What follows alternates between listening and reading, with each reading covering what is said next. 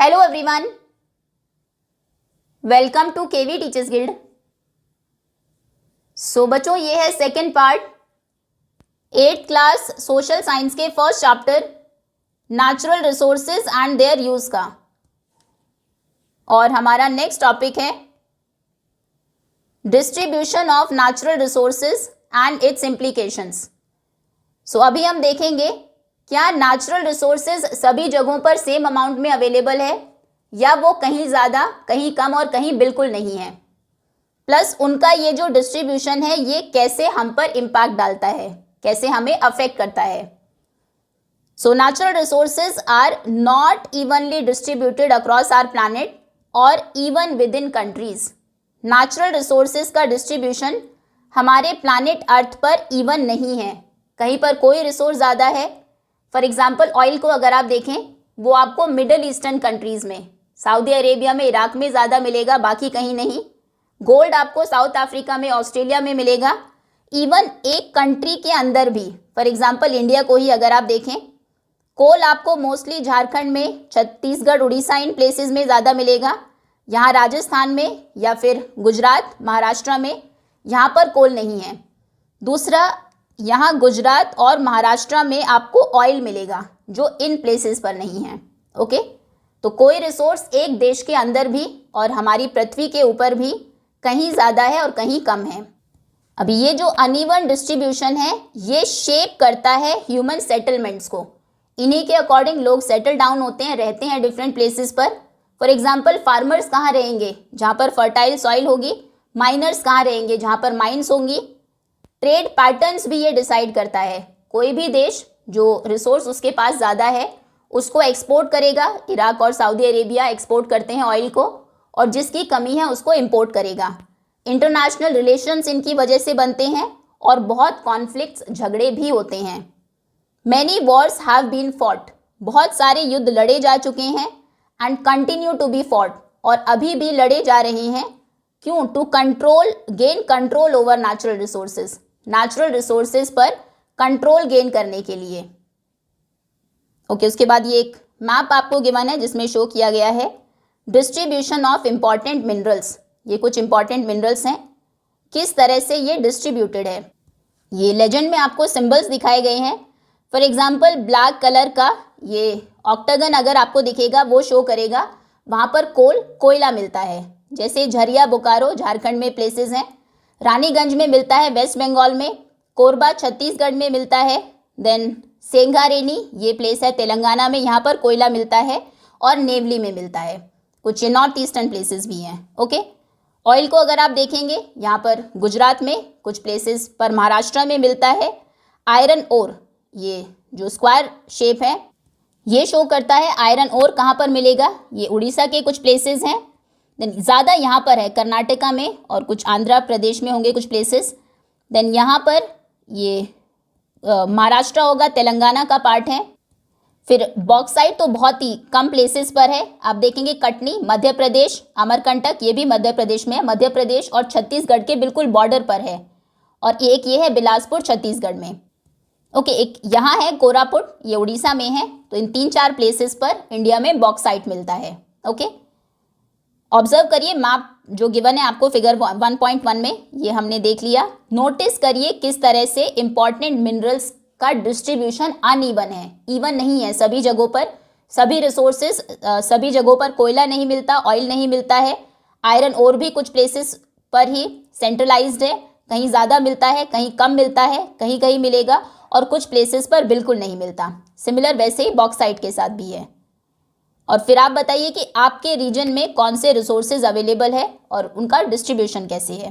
Okay, industries located near natural resources create employment opportunities for the local people.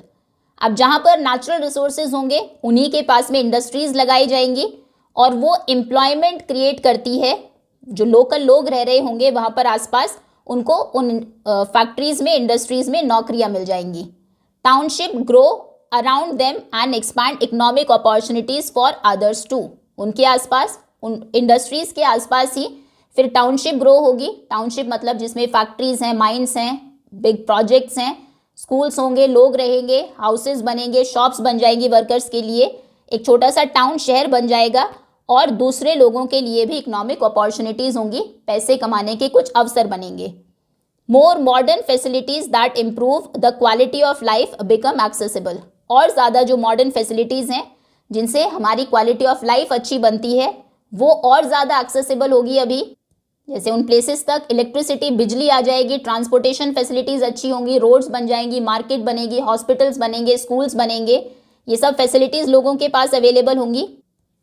However these benefits are often accompanied by costs, हालांकि ये जो benefits तो मिलते हैं लोगों को, कुछ सहूलियतें तो मिलती हैं, लेकिन उनके लिए उन्हें कुछ कीमत भी चुकानी पड़ती है। इन द शॉर्ट टर्म, कुछ शॉर्ट टर्म में, as well as in the long term, कुछ लॉन्ग टर्म में। फॉर एग्जांपल शॉर्ट टर्म में फैक्ट्रीज से पोल्यूशन होगा, ट्रीज को काटा जाएगा, लैंड को यूज़ किया जाएगा, कई बार लोकल लोगों को वहाँ से डिस्प्लेस भी कर दिया जाता है क्योंकि खुदाई करनी है, नेचुरल रिसोर्सेज को एक्सट्रैक्ट करना है। और लॉन्ग टर्म में क्या होता है, क्लाइमेट चेंज हो जाता है, पानी की कमी हो जाती है, या फिर जो नेचुरल रिसोर्स था वही फिनिश हो जाता है, ख़त्म हो जाता है, लोगों को हेल्थ प्रॉब्लम्स होने लगती है, तो ये कुछ परेशानियां भी होती है। We have examples from across the world of people living in resource rich areas who have been displaced from their home. तो हमारे पास बहुत सारे एग्जाम्पल्स ऐसे हैं, पूरे वर्ल्ड में ही इस तरह के उदाहरण आपको देखने को मिलेंगे, जहाँ पर लोग जो कि रिसोर्स रिच एरियाज़ में रह रहे थे, उन एरियाज़ में उनके घर थे जहाँ पर कोई रिसोर्स मिल गया, उनको वहाँ से डिस्प्लेस कर दिया गया, दूसरी जगह शिफ्ट कर दिया गया उनके घरों को, टू फैसिलिटेट सच डेवलपमेंट्स, ताकि ये डेवलपमेंट्स हो सके, उन रिसोर्सेज को एक्सट्रैक्ट किया जा सके, फैक्ट्रीज़ में उनसे यूजफुल चीज़ें बनाई जा सके। In some cases their sacred places are under threat leading to conflicts, कुछ केसेस में ऐसा हुआ कि वो उनके सेक्रेड प्लेसेस थे, पवित्र जगह थी, जो अभी अंडर थ्रेट है, इसकी वजह से कॉन्फ्लिक्ट्स भी बढ़ते हैं, झगड़े भी बढ़ते हैं। ऑब्वियसली लोकल लोग जो इतने सालों से वहाँ पर रह रहे हैं, उनके एंसेस्टर्स रह रहे थे, उस प्लेस को उन्होंने बचा कर रखा है, उनको अभी अगर आप वहाँ से निकालेंगे तो उनमें डिससैटिस्फैक्शन तो होगा ही। National and international trade depend on the geographical location of natural resources, natural resources कहाँ पर लोकेटेड है उसी की वजह से नेशनल और इंटरनेशनल ट्रेड होता है, व्यापार होता है। जैसे इंडिया में और आयरन ओर बहुत मिलता है तो हम उसको एक्सपोर्ट करते हैं, मिडिल ईस्टर्न कंट्रीज़ में ऑयल ज़्यादा मिलता है तो वो पेट्रोलियम को, ऑयल को एक्सपोर्ट करते हैं। Combined with human knowledge and skills these can create unique products like the wootz steel. अब जब इनके साथ कंबाइन होती है ह्यूमन नॉलेज और ह्यूमन स्किल्स, लोग अपनी नॉलेज और स्किल्स को यूज़ करते हैं और कुछ यूनिक प्रोडक्ट्स बनाते हैं उन रिसोर्सेज से। इसका एक एग्जाम्पल है वुड स्टील। ये एंशिएंट इंडिया में बहुत ज़्यादा ट्रेडिंग इसकी हुई। As we know trade fuel the development of large empires in India. जैसा कि हम जानते हैं वुड स्टील, इसी की ट्रेडिंग से, इसी के व्यापार से प्राचीन भारत में बहुत सारे एम्पायर्स, साम्राज्य डेवलप हुए थे। वुड स्टील बहुत ही स्ट्रांग होती थी, फ्लेक्सिबल होती थी, पूरे वर्ल्ड में स्वॉर्ड्स बनाने के लिए, तलवारें या दूसरे टूल्स बनाने के लिए उसको यूज़ किया जाता था, यहाँ से बाहर भेजी जाती थी, जिसकी वजह से बहुत सारी वेल्थ आई इंडिया में और बहुत सारे एम्पायर्स बहुत अमीर हो गए और उनकी डेवलपमेंट हुई इस टाइम पीरियड में। ओके, तो इस तरह से ये बताया गया है कि किस तरह से नेचुरल रिसोर्सेज की लोकेशन अफेक्ट करती है ट्रेडिंग को। ये पिक्चर में आपको दिखाया गया है shared waters of the Brahmaputra river. Brahmaputra river के पानी को 3 कंट्रीज शेयर करती है। यहाँ से हिमालय से वो निकलती है, चाइना में बहेगी पहले, जहाँ पर उसका नाम है यारलुंग सांगपो। उसके बाद जैसे इंडिया में आती है हम उसको ब्रह्मपुत्र कहते हैं और उसके बाद वो जाती है यहाँ पर बांग्लादेश में। ओके, इस तरह से एक रिसोर्स को बहुत सारे नेशंस अपने आप में शेयर भी करते हैं, जिसकी वजह से हमने देखा बहुत सारे कॉन्फ्लिक्ट्स भी होते हैं, झगड़े भी होते हैं। Okay, nature does not pay attention to political boundaries. Nature जो हमारी ह्यूमन मेड पॉलिटिकल बाउंड्रीज हैं उनको वो फॉलो नहीं करता है। नेचुरल रिसोर्सेज, जैसे हमने यहाँ पर ब्रह्मपुत्र रिवर को ही देखा, ऐसा नहीं है कि वो अगर यहाँ पर चाइना का रिसोर्स है तो रिवर यहीं पर रुक जाएगी, वो दूसरी कंट्री में बॉर्डर को क्रॉस करके आती है, तीसरी कंट्री में भी जाती है। तो इसी तरह से रिवर का वाटर फ्लो करता है अक्रॉस स्टेट्स, अक्रॉस कंट्रीज, या फिर जैसे बारिश होती है वो भी ऐसा नहीं कि सिर्फ एक कंट्री की बाउंड्री में होगी या फिर सिर्फ एक स्टेट की बाउंड्री में ही रहेगी, ऐसे विंड है, एनिमल्स हैं, इवन पोल्यूशन भी। बिना बॉर्डर इन सभी चीज़ों को नहीं रोक सकते, बिना बॉर्डर का ध्यान दिए ये एक प्लेस से दूसरी जगह मूव करते हैं। This leads to tension regarding the sharing of natural resources across states as well as countries.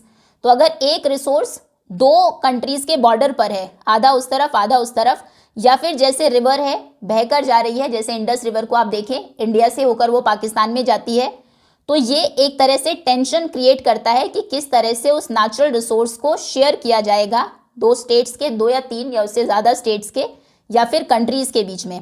For example जैसे कि one example is the sharing of Kaveri river water among Karnataka, Tamil Nadu, Kerala and Puducherry. देखिए मैप में देख लेते हैं।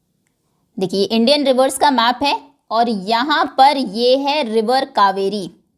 ये अब ये किन स्टेट से होकर बहती है? यहाँ पर ये केरला है, केरला का भी एक पार्ट है ये, उसके बाद ये है कर्नाटका, देन यहाँ पर तमिलनाडु, ये तमिलनाडु है नीचे, और देखिए ये है पुदुचेरी यहाँ पर। बाद में आकर एक स्ट्रीम इसकी यहाँ से भी, इससे भी पास होती है। अब ये चारों इसके वाटर को शेयर करते हैं। Negotiations and depth management were required to maintain peace and fair sharing. कहीं ऐसा ना हो कि कर्नाटका ही सारे इस पानी को यूज कर ले और आगे तक ना पहुंच पाए, या फिर वो रिवर को पोल्यूट कर दे, आगे पोल्यूटेड वाटर पहुंचे, जिससे फिर वही होगा, कॉन्फ्लिक्ट्स होंगे। तो पीस को मेंटेन करने के लिए, शांति बनाए रखने के लिए, और शेयरिंग फेयर हो, बिल्कुल सही तरीके से वो शेयर करें वाटर को आपस में। नेगोशिएशंस मतलब आपस में बातचीत, समझौता करना होगा सभी को मिलकर, और बहुत अच्छे मैनेजमेंट की ज़रूरत है।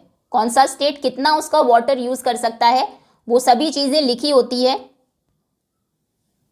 सेम इसी तरह से कोई रिसोर्स अगर दो या उससे ज़्यादा कंट्रीज शेयर करती हैं तो कौन कितना पार्ट यूज़ करेगा, वो आपस में बैठकर सभी नेगोशिएट करते हैं, और प्रॉपर डॉक्यूमेंट्स उसके होते हैं, साइंड होते हैं, अच्छे से उन चीज़ों को मैनेज किया जाता है जिससे कि शांति बनी रहे और फेयर शेयरिंग हो।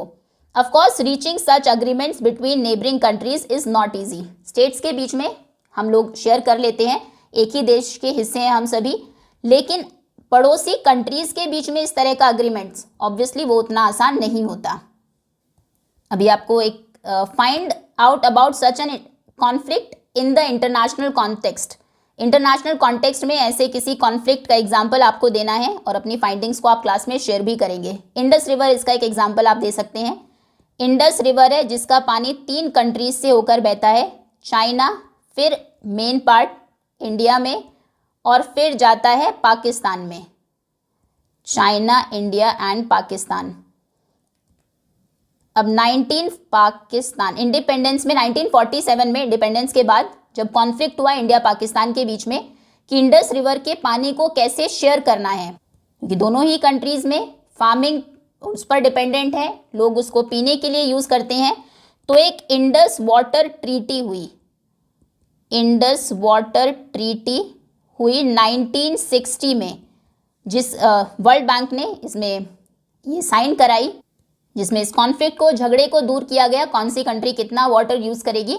लेकिन अभी भी हम देखते हैं कि कुछ स्मॉल डिस्प्यूट्स चलते ही रहते हैं कि किसने ज़्यादा वाटर यूज़ किया है, या फिर इंडिया ने जितना कहा था वो उससे ज़्यादा वाटर यूज़ कर रहा है। इस तरह से यहाँ पर आपको शो किया गया है Mettur dam in Tamil Nadu built on Kaveri river. Kaveri river के ऊपर तमिलनाडु में मेटूर डैम बना है। अब ऐसा ना हो कि इसके ऊपर अगर कोई अग्रीमेंट ना होता, तमिलनाडु पूरे उस पर डैम बना देती, पानी को रोक लेती, उससे बिजली बनाती, उसको ड्रिंकिंग के लिए, फार्मिंग के लिए यूज़ करती, और नेक्स्ट तमिलनाडु में ही है ये तो ठीक है। उसके बाद पुदुचेरी जाता है पानी, देन बे ऑफ बंगाल में, तो पुदुचेरी हो सकता है पानी पहुंच ही ना पाता। Anyways now the natural resource curse मतलब होता है अभिशाप। एक तरह से कोई चीज़ जो आपको नुकसान पहुंचाए या जिसकी वजह से आपको कोई परेशानी हो।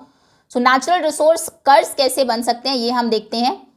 Having abundant natural resources does not guarantee economic prosperity. आपके पास बहुत ज़्यादा अबंडेंट मतलब बहुत ज़्यादा अमाउंट में नेचुरल रिसोर्सेज हैं, तो इसका मतलब ये नहीं कि आप गारंटी हो गई कि आपकी जो इकोनॉमी है वो तो प्रॉस्पर करेगी ही, वो तो समृद्ध हो ही जाएगी, आप बहुत रिच हो जाएगी आपकी कंट्री। ऐसा ज़रूरी नहीं है। सिर्फ रिसोर्सेज का बहुत ज़्यादा होना किसी कंट्री इकोनॉमी की प्रोस्पेरिटी को गारंटी नहीं करता है। Some regions rich in natural resources can experience slower economic growth and development. कुछ रीजन्स जो कि रिच है नेचुरल रिसोर्सेज में, जहाँ पर बहुत ज़्यादा नेचुरल रिसोर्सेज हैं, लेकिन अभी भी उनकी इकोनॉमिक ग्रोथ स्लोअर है, डेवलपमेंट उस रेट से नहीं हो रही है। A phenomenon economist call the natural resource curse और द पैराडॉक्स ऑफ प्लेंटी। इसे इकोनॉमिस्ट अपनी लैंग्वेज में कहते हैं नेचुरल रिसोर्स कर्स या फिर paradox of plenty. Paradox of plenty या नेचुरल रिसोर्स कर्स क्या होता है? जब किसी रीजन में बहुत ज़्यादा नेचुरल रिसोर्स है लेकिन फिर भी इकोनॉमिक ग्रोथ और डेवलपमेंट स्लोअर है। अब ऐसा क्यों है? Put very simply, this means that often having plenty of natural resources does not automatically mean that the country is rich। इसका सिंपल लैंग्वेज में अगर हम कहें तो बहुत ज़्यादा नेचुरल रिसोर्सेज का मतलब ये नहीं है कि कंट्री ऑटोमेटिकली अमीर हो जाएगी। Frequently, economies are unable to develop industries that convert the resources into products of higher values। अक्सर ऐसा होता है कि देश की जो इकोनॉमी है उसके पास ऐसी इंडस्ट्रीज़ ही नहीं है, वो ऐसी इंडस्ट्रीज़ ही नहीं डेवलप कर पाई जो उन रिसोर्सेज को कन्वर्ट कर पाए हाई वैल्यू वाले प्रोडक्ट्स में। जैसे बहुत सारी अफ्रीका में ऐसी कंट्रीज़ हैं जहाँ पर ऑयल है, ऑयल रिच कंट्रीज़ है, लेकिन फिर भी वो गरीब है, पॉवर्टी को फेस कर रही है। अब एक चैप्टर आएगा आपका आगे, फैक्टर ऑफ प्रोडक्शन, बाद में इस बुक में हम पढ़ेंगे तो आप इस टॉपिक को और अच्छे से समझ पाएंगे। India has generally avoided this curse by investing in the development of such industries to meet our growing needs। India ने कोशिश की है हमेशा से कि इस कर्ज को हम अवॉइड करें, हमारे पास नेचुरल रिसोर्स कर्ज ना हो, ऐसा ना हो कि नेचुरल रिसोर्सेज हैं फिर भी उसको हम यूज़ नहीं कर पा रहे हैं। इंडस्ट्रीज़ डेवलप की है ताकि नेचुरल रिसोर्सेज को हम हाई वैल्यू के प्रोडक्ट्स में कन्वर्ट कर पाए और हमारी जो बढ़ती हुई ज़रूरतें हैं उनको पूरा कर पाए। Now let us explore what do you think are the different inputs required to enable the use of natural resources available in different geographical areas। अलग अलग geographical areas में जो natural resources available है, क्या किन अलग अलग inputs की ज़रूरत आपको है उन्हें यूज़ करने के लिए। फॉर एग्जाम्पल मशीनरी चाहिए, इक्विपमेंट्स चाहिए, आप इसमें लिख सकते हैं number 1 machinery and equipments. For example coal को अगर आपको माइन करना है, कोल माइनिंग के लिए बड़ी मशीन्स चाहिए होंगी, ऑयल को ड्रिल करने के लिए मशीनरी चाहिए होती है, इक्विपमेंट्स अगर वो ही नहीं है, भले ही आपके पास कितना भी ऑयल है कितना भी कोल है, आप उसे यूज़ नहीं कर पाएंगे। टेक्नोलॉजी की भी ज़रूरत होती है, टेक्नोलॉजी, स्किल्ड लेबर चाहिए, एक्सपर्ट्स चाहिए, इंजीनियर्स चाहिए, साइंटिस्ट चाहिए, स्किल्ड लेबर। फिर हैवी मशीन्स को चलाने के लिए पावर चाहिए, इलेक्ट्रिसिटी चाहिए, पावर। फिर अगर आपने उनको एक्सट्रैक्ट कर भी लिया, फॉर एग्जांपल कोयला निकाल लिया, उसको यूज़ करने के लिए प्रॉपर फैक्ट्रीज चाहिए। पेट्रोलियम अगर निकाल भी लिया, नंबर 6, उसके लिए रिफाइनरी चाहिए, मेटल्स को प्रोसेस करने के लिए जिससे उनको जो यूज़फुल प्रोडक्ट्स हैं उसमें कन्वर्ट किया जा सके, इंडस्ट्रीज़। ओके, इन चीज़ों की ज़रूरत होती है जो अवेलेबल रिसोर्सेज हैं उन्हें यूज़ करने के लिए। Okay, however, the challenge of balancing resource extraction with sustainability remains। लेकिन अभी भी ये जो एक चैलेंज है हमारे सामने कि किस तरह से नेचुरल रिसोर्सेज को जिस रेट से आप एक्सट्रैक्ट कर रहे हैं, निकाल कर उसे यूज़ कर रहे हैं, उसे सस्टेनेबिलिटी के साथ कैसे बैलेंस करें। मतलब कि सस्टेनेबिलिटी का मतलब है इस तरह से रिसोर्सेज को यूज़ करना कि वो फ्यूचर जनरेशन के लिए भी बचे रहे। तो इनको कैसे बैलेंस करना है, एक तो वो हमारे सामने एक चैलेंज है, चुनौती है। Understanding and managing natural resources is a valuable starting point. पहले जो नेचुरल रिसोर्सेज हैं उन्हें समझना, कितना है हमारे पास, मैनेज करना, कैसे आप कितना उसको यूज़ करना है, इस रेट से अगर हम यूज़ करते रहे कितने सालों में वो ख़त्म हो जाएंगे और क्या उतने सालों में और रिसोर्सेज होंगे हमारे पास, ये सब चीज़ें हमें सोचनी पड़ती है। ये स्टार्टिंग पॉइंट है। लेकिन ह्यूमन नॉलेज, ह्यूमन बींग्स की जो नॉलेज है, गुड गवर्नेंस, गवर्नमेंट जब इसके बारे में सोचती है, एंड स्ट्रेटेजिक प्लानिंग डिटरमाइन करती है whether they become lasting benefit और टेम्पररी विंडफॉल्स।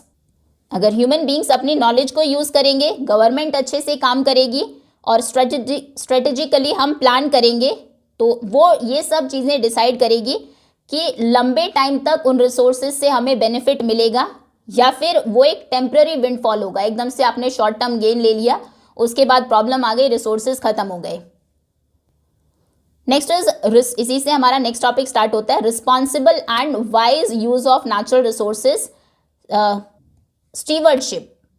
स्टीवर्डशिप मतलब कि किसी भी चीज को, फॉर एग्जांपल नेचुरल रिसोर्सेज को रिस्पॉन्सिबली, जिम्मेदारी के साथ और वाइजली, बुद्धिमानी से यूज करना, इस तरह से यूज करना कि हम प्रेजेंटली डेवलप भी कर सके और फ्यूचर जनरेशन के लिए वो बचे भी रहे।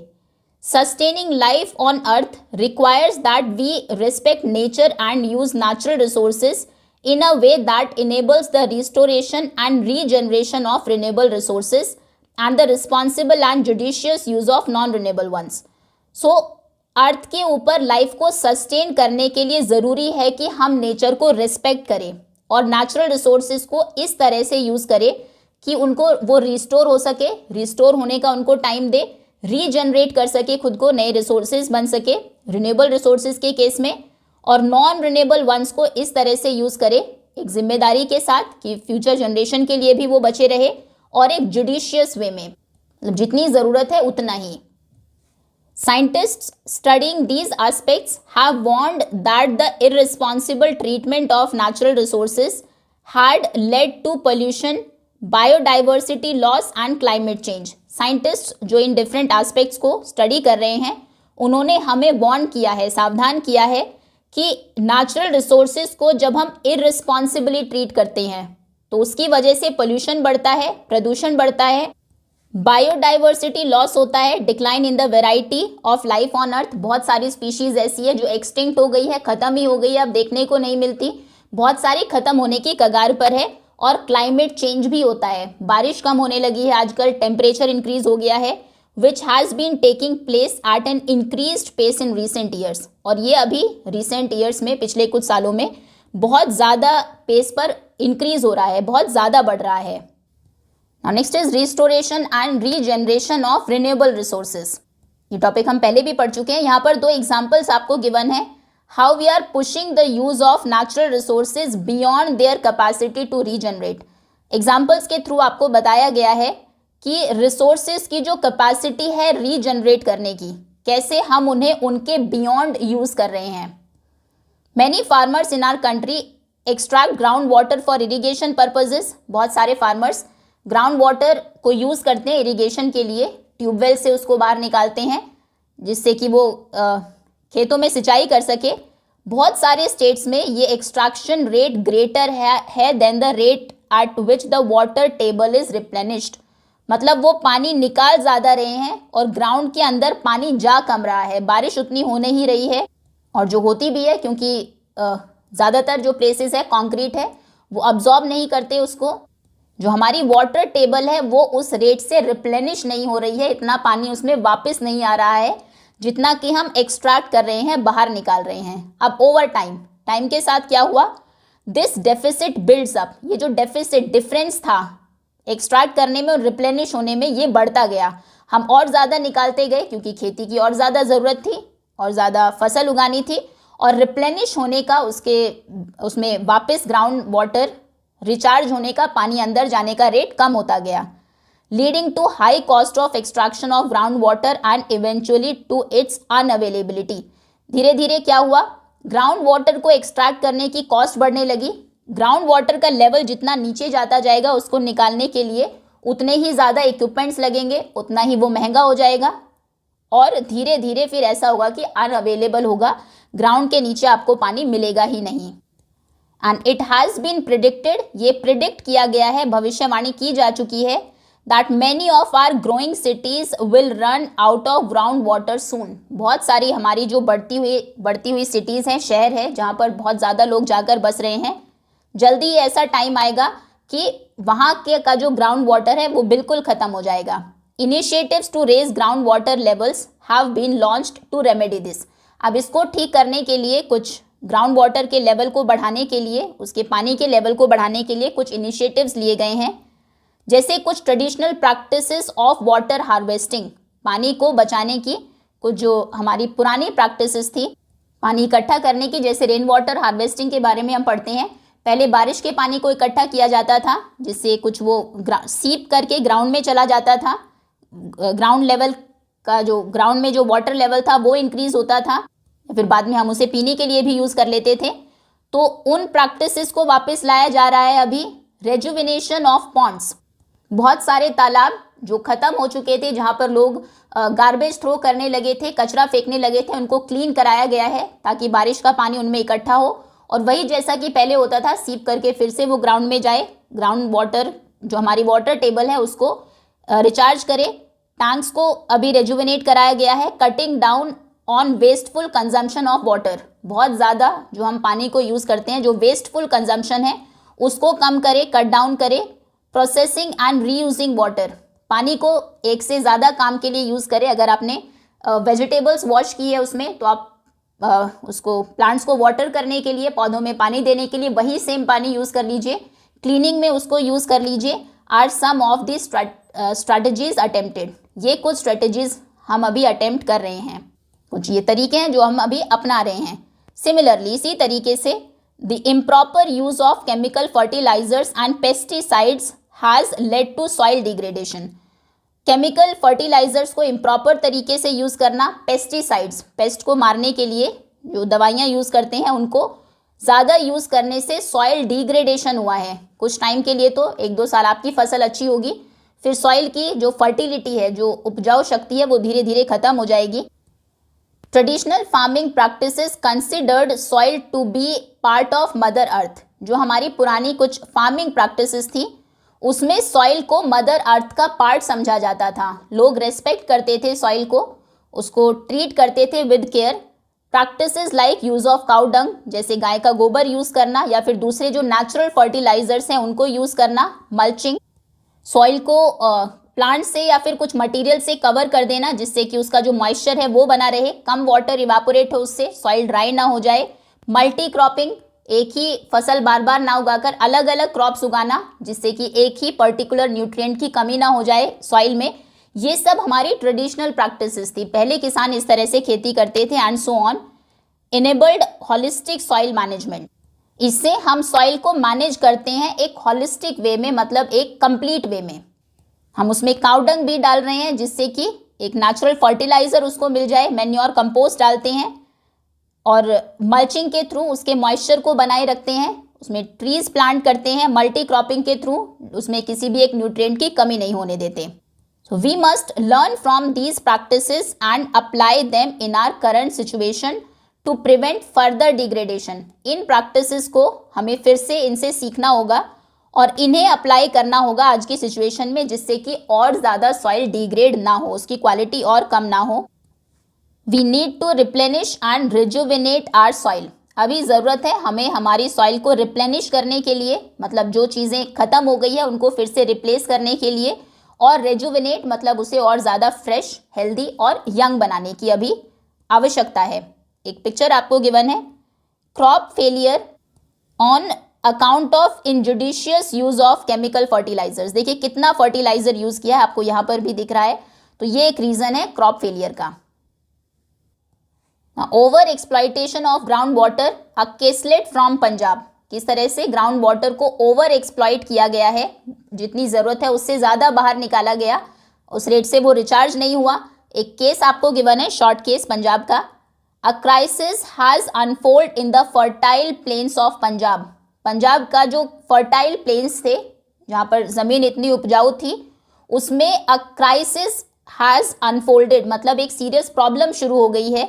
Where ground water resources have been severely depleted, जहाँ पर ग्राउंड वाटर रिसोर्सेज को बहुत बुरे तरीके से डिप्लीट किया गया है, बहुत ज़्यादा एक्सट्रैक्ट किया गया वाटर को। Punjab was home to green revolution, ये हमें पता है ग्रीन रेवोल्यूशन की शुरुआत हुई थी पंजाब से।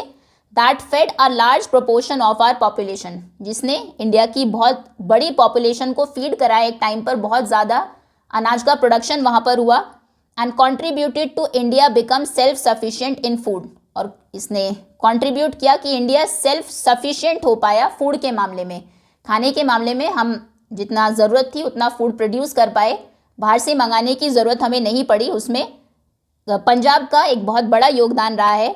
Today the same state faces issue of sustainability, अब वही स्टेट फेस कर रहा है प्रॉब्लम्स ऑफ सस्टेनेबिलिटी, मतलब एक टाइम पर उसने बहुत ज़्यादा यूज़ कर लिया अपने उस फर्टाइल सॉइल को कि वो फ्यूचर जनरेशन के लिए अब शायद बचेगी ही नहीं।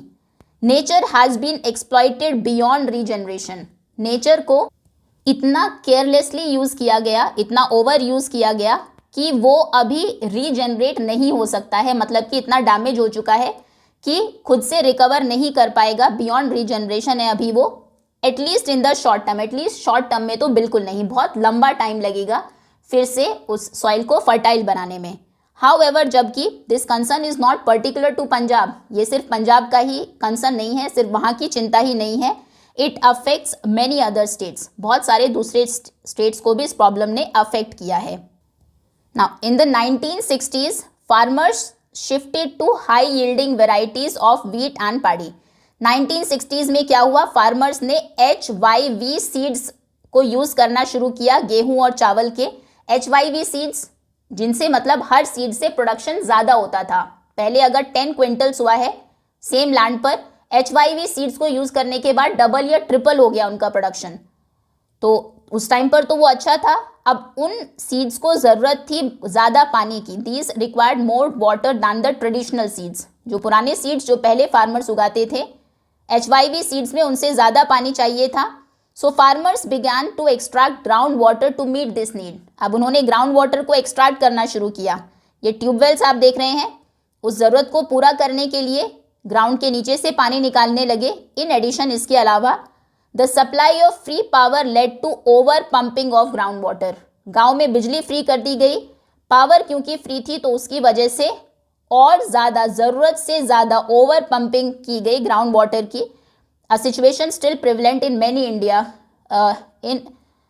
still prevalent in much of India today। आज के टाइम पर भी इंडिया में ये प्रॉब्लम है, जितनी फसल को ज़रूरत है उससे ज़्यादा पानी उसको दिया जाता है, और एक्स्ट्रा वाटर क्या होगा, इवापोरेट हो जाएगा, धरती के नीचे तो वापस नहीं जाएगा अगर ऊपर है वो इस तरह से। Modern farming techniques also require the use of chemical pesticides and fertilisers. Modern जो हमारी फार्मिंग टेक्निक्स हैं उनमें केमिकल पेस्टिसाइड्स की ज़रूरत पड़ती है, क्योंकि इस तरह के कीड़े लग जाते हैं, और फर्टिलाइजर्स की ज़रूरत पड़ती है उनको अच्छे से उगाने के लिए। Now the combined effect of these factors is that the ground water level in large part of Punjab, figure 1.17 में जैसा दिखाया गया अभी देख लेंगे, has become inaccessible till depth of 30 metres. अब इन सब चीज़ों का एक कंबाइंड इफेक्ट क्या हुआ कि जो पंजाब के ज़्यादातर पार्ट्स में ग्राउंड लेवल का, ग्राउंड वाटर का जो लेवल है वो 30 मीटर से भी गहरे जा चुका है। 30 मीटर तक आपको पानी ही नहीं मिलेगा। And the chemical form the pesticides and fertilisers, chemicals from जो पेस्टिसाइड्स या फर्टिलाइजर्स यूज़ करते थे उनसे, उनका जो केमिकल है that have dissolved in the ground water causing health hazards. वो ग्राउंड वाटर में बहुत सारा यहाँ पर पेस्टिसाइड दवाइयाँ छिड़क दी, फर्टिलाइजर्स डाल दिया, कुछ प्लांट्स ने लिया, जो बच गया वो पानी के साथ सीप होकर नीचे ग्राउंड वाटर में जाकर मिल गया।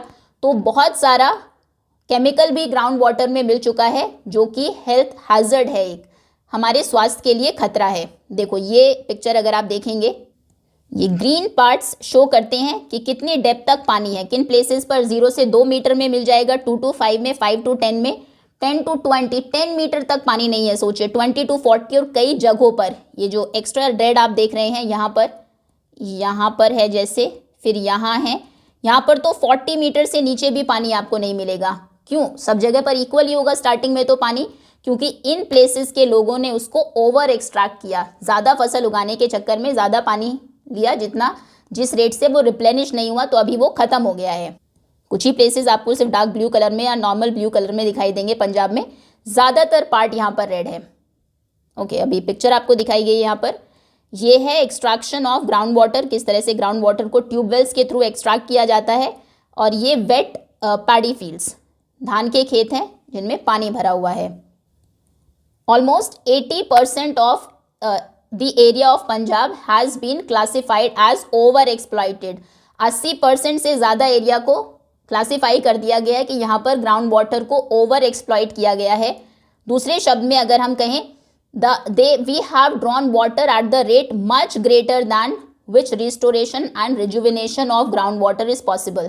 हमने बहुत उस रेट से पानी को एक्सट्रैक्ट किया जिस रेट से वो रिस्टोर होता, वापस ग्राउंड के अंदर जाता, रिजुविनेट होता, फिर से वाटर टेबल बढ़ती, उससे मच ग्रेटर, उससे बहुत ज़्यादा हाई रेट से हमने उसको ड्रॉ कर लिया। So we can see food security was ensured for short term, थोड़े से टाइम के लिए तो हमने देखा फूड सिक्योरिटी मिल गई, ज़्यादा यहाँ पर प्रोडक्शन हुआ, लोगों को, किसानों को ज़्यादा पैसे मिले, इंडिया में हमें बाहर से फूड मंगाने की ज़रूरत नहीं पड़ी, हम सेल्फ सफिशिएंट हो गए, लेकिन वो सिर्फ शॉर्ट टर्म के लिए था। But in the long term consequences will take time and efforts to heal.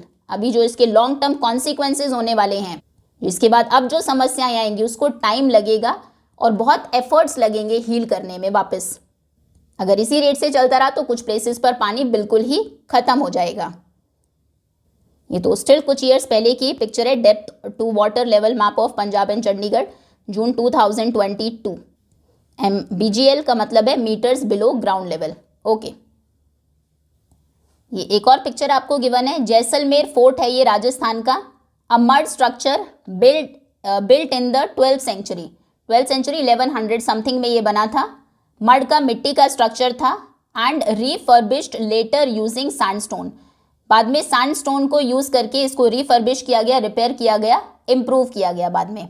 Now a case of cement, अभी सीमेंट का एक केस हम पढ़ेंगे, आई थिंक केसेस ही गिवन है। ओके, उसके बाद एंड हो जाएगा चैप्टर। चलिए, we can not imagine life without cement, cement के बिना तो हम लाइफ को इमेजिन भी नहीं कर सकते। हमारे घर, स्कूल्स, हॉस्पिटल्स और दूसरी बिल्डिंग्स, ब्रिजेस, पुल, सड़कें, एयरपोर्ट्स, सभी को सीमेंट की ज़रूरत है। Now the production of cement has been listed as one of the most polluting industries. जिन इंडस्ट्रीज में सीमेंट का प्रोडक्शन होता है वो सब, उनको लिस्ट किया गया है सबसे ज़्यादा पोल्यूटिंग इंडस्ट्रीज की कैटेगरी में, मतलब सबसे ज़्यादा पोल्यूशन वहाँ से होता है। The process of production release fine dust, अब जब प्रोडक्शन होता है सीमेंट का तो बहुत बारीक डस्ट वहाँ से रिलीज होती है जो हमारे लंग्स में एंटर करती है, एनिमल्स को डैमेज करती है, लीव्स, प्लांट्स की जो लीव्स हैं उनके ऊपर सेटल हो जाती है, उनके ऊपर जम जाती है, डिक्रीजिंग देयर यील्ड्स, जिससे कि वो प्रॉपरली फोटोसिंथेसिस नहीं कर पाते, और जो वेजिटेबल्स हैं, प्लांट्स जो फ्रूट्स को या ग्रेन्स को ग्रो करते हैं उसके अकॉर्डिंग वो उनको ग्रो नहीं कर पाते, मतलब उतने फल, सब्जियां, अनाज उन पर नहीं लगते हैं। And causes soil and water pollution too, और उससे सॉइल पोल्यूशन भी होता है, वाटर पोल्यूशन भी होता है। कितने सारे उनके एक तरह से बैड इफेक्ट्स हैं आप कह सकते हैं।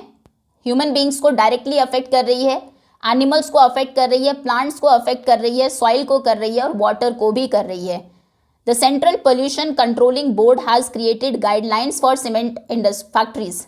जो हमारा सेंट्रल पोल्यूशन कंट्रोलिंग बोर्ड है उसने कुछ गाइडलाइंस बनाई हैं सीमेंट फैक्ट्रीज के लिए कि वो इंश्योर करे दैट पोल्यूशन इज मिनिमाइज्ड और एलिमिनेटेड, कि पोल्यूशन कम से कम हो या फिर पोल्यूशन को ख़त्म ही कर दिया जाए। इसके अलावा there is a move towards creating alternative materials that reduce pollution. हम कोशिश कर रहे हैं कि सीमेंट की जगह कोई दूसरा ऑल्टरनेट उसका ढूंढा जाए जिससे कि पोल्यूशन कम हो। इसके लिए इसमें क्या क्या है, the use of traditional materials, जो पहले हम मटीरियल्स यूज़ करते थे, स्टोन है, पत्थर, मड, मिट्टी, या फिर न्यू प्लांट बेस्ड कुछ मटीरियल्स हैं या रिसाइकल्ड मटीरियल्स हैं फ्रॉम वेस्ट प्लास्टिक, उनको हम यूज़ करें, ये कोशिश की जा रही है। Now, a community building in Auroville constructed by Auroville Earth Institute, ये एक बिल्डिंग है ऑरोविले में, ऑरोविले तमिलनाडु में है, जिसे बनाया है ऑरोविले अर्थ इंस्टीट्यूट ने, विच holds the UNESCO chair for earthen architecture, जो कि अर्दन आर्किटेक्चर में, मिट्टी से बने हुए आर्किटेक्चर में यूनेस्को चेयर को होल्ड करती है। ये एक स्पेशल टाइटल होता है, पोजीशन होती है। This modern building is made of mud using special technique, देखिए मिट्टी की बनी है पूरी बिल्डिंग, जिसे कुछ स्पेशल टेक्निक्स को यूज करके बनाया गया है। Now traditional materials and methods are being combined with modern technological advances to create new materials. जो कुछ हमारे ट्रेडिशनल मटीरियल्स हैं जैसे कि मिट्टी है, स्टोन्स, पत्थर है, और मेथड्स हैं ट्रेडिशनली जिन्हें हम फॉलो करते थे, पहले से करते आ रहे हैं, उनको कंबाइन किया जाना चाहिए मॉडर्न टेक्नोलॉजीज़ के साथ, जिससे कि नए मटेरियल्स बने जो सस्टेनेबल भी हो। The process of producing is less polluting, उनका जो प्रोसेस है प्रोड्यूस करने का वो भी कम पोल्यूटिंग है, उससे पोल्यूशन भी कम होता है, लोकल एम्प्लॉयमेंट भी मिलती है लोगों को, and design keeping in mind the climate of the place, और उन्हें डिज़ाइन किया जाता है उस प्लेस के क्लाइमेट को ध्यान में रखते हुए। नाउ वृक्षायुर्वेदा। वृक्षायुर्वेदा एक एंशिएंट इंडियन बोटानिकल साइंस है जो फोकस करता है on study and care of plants and trees. ये जो टर्म है संस्कृत से आई है, जहाँ पर वृक्ष का मतलब होता है ट्री और आयुर्वेद का मतलब होता है वृक्ष Ayurveda, basically science of life और अर्थ। ये एक ट्रेडिशनल नॉलेज सिस्टम है, डेट बैक सेवरल मिलेनिया, जो कुछ हजारों साल पुराना है, which was formalised in text. इसको फॉर्मलाइज किया गया कुछ टेक्स्ट में एज सुरपाला की वृक्ष आयुर्वेद, जैसे कि around 10th century CE, common era के 10th सेंचुरी में। अभी हम 21st में रह रहे हैं, आज से लगभग 1100 साल पहले। It has elaborate recommendations on the specific plants to be grown on different types of soil। इसमें बहुत elaborate करके रिकमेंड किया गया है, विस्तार से सुझाव दिए गए हैं लोगों को कि किस टाइप की सॉइल में कैसे प्लांट्स उगाने चाहिए। प्रोवाइड ये कराता है कुछ इंट्रिकेट, ऐसे कुछ छोटे छोटे बहुत important methods for seed collection, कैसे सीड्स को कलेक्ट करना है, उनको प्रिजर्व करके रखना है और कैसे प्री प्लांटिंग ट्रीटमेंट्स करने हैं। इरिगेशन टेक्निक्स, खेतों में पानी देने की टेक्निक्स को इलाबोरेटली डिस्क्राइब किया गया है, पूरे विस्तार से बताया गया है, with recommendations varying according to plant species. किस प्लांट स्पीशीज को कितना इरिगेट करना है, कितना उसमें पानी देना है। Growth stage and seasonal condition, किन सीजन कंडीशन के अकॉर्डिंग किस तरह से किस ग्रोथ स्टेज में प्लांट को कितना पानी चाहिए, ये उसमें पूरा एक्सप्लेन किया गया है। इसमें स्पेसिफाई किया गया है पेस्ट मैनेजमेंट को, जो कीड़े लग जाते हैं पेस्ट, उनको कैसे मैनेज किया जाए, वो स्ट्रैटेजीज बताई गई है। कुछ नेचुरल रिपेलेंट्स के बारे में बात की गई है। Plants that should be grown together, या फिर मेन क्रॉप के साथ कौन से प्लांट्स आप उगा दें जिससे कि जो इंसेक्ट्स हैं वो खुद दूर रहे आपकी क्रॉप से। ये जो फॉर्म है of sustainable agriculture promotes practices like crop rotation, mix cropping, crop को रोटेट करते रहिए, एक सॉइल में एक ही तरह की क्रॉप ना उगाए, मिक्स क्रॉपिंग हो, एक ही बार में फील्ड में एक लाइन आपने एक क्रॉप की उगा दी, दूसरी लाइन दूसरी क्रॉप की, इस तरह से, जिससे कि सॉइल की हेल्थ मेंटेन रहे। वृक्ष आयुर्वेद ने ऑफर किया है, also offers advice on proper methods of ploughing soil, किस तरह से सॉइल को प्लॉ करना चाहिए, खेत को जोतना चाहिए, जिससे कि सॉइल का मॉइस्चर रिटेन रहे, as well as facilitate the growth of living organisms in the soil like fungi, bacteria and earthworms. ये सब भी उसमें ग्रो होते रहे, जो कि बेनिफिशियल है सॉइल के लिए। अब एक केसलेट देखते हैं सिक्किम का case, organic farming in Sikkim. Pema's family farm in Sikkim face decline yields and mounting debt from expensive chemical inputs. Pema की जो फैमिली है सिक्किम में, वो फेस कर रही थी, उनकी यील्ड्स कम हो रही थी, मतलब जो उपज होती थी फसल की वो कम हो गई थी, और जो डेट है, जो उनका लोन है एक तरह से, वो ऋण बढ़ता जा रहा था, क्योंकि एक्सपेंसिव केमिकल इनपुट्स उनको खरीदने पड़ते थे। जो केमिकल्स फसलों में हम डालते हैं वो भी बहुत महंगे आते हैं, उसकी वजह से लोन बढ़ता जा रहा था। फिर धीरे धीरे सॉइल की हेल्थ खत्म हो गई तो उसमें यील्ड भी कम हो रहा था। जब स्टेट गवर्नमेंट ने अनाउंस की policy to promote organic farming, कि ऑर्गेनिक फार्मिंग हमें करनी चाहिए थ्रू आउट द स्टेट, पूरे स्टेट में। ऑर्गेनिक फार्मिंग में यही कि हम ट्रेडिशनल तरीकों को फॉलो करते हैं, केमिकल्स नहीं यूज़ करते, फर्टिलाइजर्स पेस्टिसाइड्स नहीं यूज़ करते हैं, नॉर्मल मैन्योर यूज़ करेंगे न्यूट्रिएंट्स के लिए। नेचुरल जो पेस्ट कंट्रोल है, जैसे नीम का जो लीव्स हैं उसके पानी को स्प्रे कर दिया, और क्रॉप को रोटेट करते रहे सॉइल की हेल्थ के लिए। जब हम ये सब चीज़ों को फॉलो करते हैं उसे हम ऑर्गेनिक फार्मिंग कहते हैं। तो वहाँ की सिक्किम की गवर्नमेंट ने प्रमोट की ऑर्गेनिक फार्मिंग, तो पेमा की फैमिली ने डिसाइड किया कि वो भी इसको ट्राई करेंगी। It was not an easy transition. अब पहले वो क्योंकि बहुत सारे केमिकल्स को यूज़ कर रही थी, उससे सीधा बिना केमिकल के फसल उगाना, ये ट्रांजिशन, ये बदलाव उतना आसान नहीं था। इनिशियली शुरुआत में द यील्ड्स ड्रॉप्ड, उनकी जो फसल की उपज होती थी वो एकदम से गिर गई, as the soil was recovering from years of chemical use, क्योंकि इतने सालों से सॉइल पर आप केमिकल यूज़ कर रहे थे, तो वो सॉइल की जो फर्टिलिटी थी वो एकदम से घट गई थी, तो सॉइल उससे रिकवर कर रही थी कुछ सालों तक। तो कुछ सालों तक फसलें कम हुई। The family switch to compost पर वो स्विच हो गई। नेचुरल पेस्ट रिपेलेंट्स उन्होंने यूज़ करना शुरू किया, जैसे नीम और गार्लिक को, जो नेचुरल चीज़ें होती है उनको यूज़ किया पेस्ट को रिपेल करने के लिए, दूर भगाने के लिए। उन्होंने मल्टीपल क्रॉप्स को उगाना शुरू किया across the year. After 5 years, 5 साल के बाद पेमास फार्म वॉज थ्राइविंग, पेमा का जो फार्म था वो बहुत हाई उससे बढ़ने लगा, ग्रो होने लगा। She was able to sell her cardamom, ginger and traditional vegetables at premium prices. आपको पता होना चाहिए जो ऑर्गेनिक फार्मिंग के थ्रू फसलें उगाई जाती है वो महंगी भी होती हैं।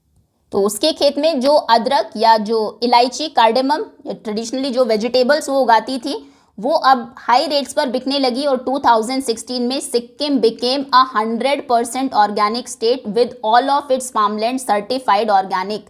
2016 में सिक्किम ऐसा स्टेट बन गया जिसमें 100% जो फार्मलैंड है वो सर्टिफाइड ऑर्गेनिक है। केमिकल्स लोग वहाँ पर यूज़ नहीं करते हैं, केमिकल्स, फर्टिलाइजर्स, ये सभी चीज़ें या pesticides. The effect were transformational, local biodiversity flourished. अब इसके जो इफेक्ट्स हुए, आफ्टर इफेक्ट्स, उसमें बहुत सारे ट्रांसफॉर्म्स हुए, बहुत बदलाव वो लेकर आए। जैसे कि लोकल बायोडाइवर्सिटी फ्लरिश हुई, मतलब नए प्लांट्स, नए इंसेक्ट्स या एनिमल्स वहाँ पर आने लगे जो एक टाइम पर एक्सटिंक्ट होने की कगार पर थे। विद बेनिफिशियल इंसेक्ट्स, जो कुछ इंसेक्ट्स अभी खराब नहीं होते हैं, कुछ बेनिफिशियल भी होते हैं। और बर्ड्स वापस आने लगी। टूरिज्म इंक्रीज हुआ क्योंकि विजिटर्स वहाँ पर आने लगे ऑर्गेनिक फार्मिंग मॉडल को देखने के लिए। And the farmers income grew by 20% on average, और सभी फार्मर्स की इनकम ऑन एवरेज अगर हम देखें 20% बढ़ गई। Today Sikkim serves as a global model, पूरे वर्ल्ड के लिए एक तरह से मॉडल है सिक्किम, जो डेमोन्स्ट्रेट किया, जिसने शो किया that an entire region can successfully transition to sustainable agricultural practices, कि पूरे रीजन को ट्रांसफॉर्म किया जा सकता है, बदला जा सकता है ट्रेडिशनल एग्रीकल्चरल प्रैक्टिसेस में, while improving both ecological and economic outcomes, जिससे दोनों ही इकोलॉजिकल मतलब कि नेचर और एनवायरनमेंट तो अच्छा होता ही है, हेल्दी सॉइल होगी, क्लीन वाटर होगा और बर्ड्स और इंसेक्ट्स आएंगे, पोल्यूशन कम होगा, साथ ही साथ इकोनॉमिक आउटकम्स भी अच्छे होंगे, लोगों के पास ज़्यादा पैसे भी होंगे, इकोनॉमी भी ग्रो करेगी। Now responsible and judicious use of resources, थोड़ा ही बचा है। in the case of non renewables, जो हमारे resources non renewables हैं, we need to ensure that we use the resources so that they can last long enough for humanity to find more sustainable alternatives। हमें non renewable resources को, जैसे petroleum है for example, इस तरह से use करना चाहिए कि वो रिसोर्सेज लंबे टाइम तक लास्ट कर सके, हमारी फ्यूचर जनरेशन भी उनको यूज़ कर सके, और इसके लिए ज़रूरत है उनका कोई ऑल्टरनेटिव ढूंढने की। फॉर एग्जांपल जैसे कि we need to make the switch to renewable sources of energy as many proposes for as many purposes as we can, जितने ज़्यादा पर्पज़ के लिए हो सके हमें रिन्यूएबल सोर्सेज जो है एनर्जी के उनको यूज़ करना चाहिए। फॉर एग्जाम्पल जहाँ पर आप लाइट यूज़ करते हैं, इलेक्ट्रिसिटी यूज़ करते हैं, उनकी जगह आप सोलर एनर्जी को यूज़ कर सकते हैं, विंड एनर्जी को यूज़ कर सकते हैं। तो मैक्सिमम पर्पसेस के लिए रिन्यूएबल सोर्सेज को यूज़ करिए। वो एक आपको सभी नॉन रिन्यूएबल सोर्सेज के लिए ऑल्टरनेटिव ढूंढना होगा जिससे कि वो ख़त्म ना हो जाए और हमारी फ्यूचर जनरेशन के लिए बचे रहें। ये एक पिक्चर है, सैटेलाइट इमेज है of the largest solar parks in the world located in Rajasthan. पूरी दुनिया का सबसे बड़ा जो सोलर पार्क है वो राजस्थान में लोकेटेड है। आपको यहाँ पर ये सोलर पैनल्स दिखाई देंगे। It can generate enough electricity to power about 15% of current needs of Rajasthan. Rajasthan में इलेक्ट्रिसिटी की जितनी अभी ज़रूरत है उसमें से 15% इलेक्ट्रिसिटी इनसे जनरेट होती है, ये जनरेट कर सकता है ये जो सोलर पार्क्स हैं राजस्थान के। ओके, यहाँ पर सोलर फार्म्स आपको दिखाए गए हैं near Raichur, Karnataka. Even as we deal, पहले इसको कर लेते हैं फिर बॉक्स को रीड करेंगे। Even as we deal with these issues we must be mindful that the distribution and access of resources including basic ones like water and clean air often unfair to some sections of society. जब हम इतने सारे issues से deal कर रहे हैं हमें ये बात भी माइंड में रखनी चाहिए कि रिसोर्सेज का जो डिस्ट्रीब्यूशन है, जैसे वो डिस्ट्रीब्यूटेड है या जैसे उनका एक्सेस है, इंक्लूडिंग जो कुछ बेसिक चीज़ें भी है, फॉर एग्जांपल पानी एक नेचुरल रिसोर्स है, या फिर क्लीन एयर, वो भी हर जगह उसका इक्वल डिस्ट्रीब्यूशन नहीं है। बहुत सारे लोगों को क्लीन एयर नहीं मिलती, वाटर नहीं मिलता है, ड्रिंकिंग वाटर भी अवेलेबल नहीं होता। इन सिटीज़, शहरों में बहुत सारे एरियाज ऐसे हैं that do not receive adequate and regular supply of drinking water. जितनी ज़रूरत है या फिर रेगुलर वाटर सप्लाई वहाँ पर नहीं होती है। एयर पोल्यूशन जो इंडस्ट्रीज़ के कारण होता है या excessive use of fossil fuels के कारण अफेक्ट करता है उनको, जो कि अनेबल है to protect themselves from these hazards. इन ये जो खतरे हैं इनसे खुद को जो नहीं बचा सकते वो सभी लोग इनसे अफेक्ट होते हैं। We must remember our relationship with nature. हमें याद रखना चाहिए हमारा क्या रिलेशनशिप है नेचर के साथ। हम बहुत सारी चीज़ों पर से नेचर पर डिपेंड करते हैं। फूड हमें उससे मिलता है, वाटर मिलता है, एयर मिलता है। And act as stewards of natural resources towards restoration, regeneration and sustainability. और अभी हमें एक्ट करना होगा एक तरह से, जो हमारे रिसोर्सेज हैं, फॉरेस्ट्स हैं, वाटर, सॉइल, एनिमल्स, इन सबको टेक केयर करना होगा, इनकी रिस्पॉन्सिबिलिटी लेनी होगी टुवर्ड्स रिस्टोरेशन। जो रिसोर्सेज डैमेज हो गए हैं उनको वापस लेकर आना है। फॉर एग्जांपल पोल्यूटेड जो रिवर्स हैं उनको फिर से क्लीन करना है, जो फॉरेस्ट हमने कट किए हैं उनको फिर से उगाना है, रीजनरेट करना है, सॉइल को इम्प्रूव करना है, ट्रीज को प्लांट करना है, नेचर को रिकवर करना है और फिर से ग्रो कराना है। और सस्टेनेबिलिटी यानी कि इस तरह से वाइजली रिसोर्सेज को यूज़ करना है कि वो फ्यूचर जनरेशन के लिए बचे रहे। नेचर को रिस्पेक्ट करना है, नेचुरल रिसोर्सेज को केयर करना है, जो डैमेज हो गया है उसे रिपेयर करना है, वापस लेकर आना है, फिर से ग्रो करना है इस तरीके से कि वो कभी भी फिनिश ना हो। The Bhagavad Gita refers to lok sangrah, the idea. जैसे भागवत गीता में बात की गई है लोक संग्रह की, लोक का संग्रह। लोक संग्रह का मतलब क्या है? The idea that everyone must transcends personal desires and act for the well beings of all. इसका मतलब है कि ये आइडिया है कि जिसमें सभी को जो उनकी अपनी खुद की पर्सनल डिजायर्स हैं, कुछ नीड्स और वांट्स हैं, उसके बियॉन्ड सोचना है, उसके आगे सोचना है और एक्ट करना है सभी के वेल बींग्स के लिए। इस तरह से एक्ट करना है, मतलब सिर्फ अपने भले के बारे में ही नहीं सोचना, इस तरह से चीज़ें करनी है जो जिसमें सभी की भलाई हो। अपनी पर्सनल इच्छाओं से ऊपर उठ के, मतलब अपने स्वार्थ के बारे में ना सोच के सभी के हित के लिए काम करना है। Has the time come for us to consider this seriously. क्या समय आ गया है कि अभी हमें इसको सीरियसली लेना चाहिए? बिल्कुल। अभी हमें नेचर के, अर्थ के, यानी कि फ्यूचर जनरेशन के सभी लोगों के बारे में सोचना है, ना कि सिर्फ पर्सनल बेनिफिट्स के बारे में। Now the international solar alliance, India's leadership in renewable energy. India and France launched the International Alliance for Solar Energy IASE in 2015। India और फ्रांस ने लॉन्च किया international alliance for solar energy 2015 में। ये coalition था of sunshine rich countries committed to harnessing solar power. उन countries का ये collision है, गठबंधन है जो सनशाइन रिच है, मतलब धूप जहाँ पर बहुत निकलती है, जिससे कि वो इस सोलर पावर को हार्नेस कर सके, इसको यूज़ कर सके। The alliance focuses on countries blessed with abundant sunlight throughout the year। इस अलायंस में उन कंट्रीज पर फोकस किया गया जिसमें अबेंडेंट सनशाइन है, बहुत ज़्यादा अमाउंट में सनशाइन, धूप निकलती है, जो ब्लेस्ड है इस मामले में, पूरे साल ही धूप निकलती है।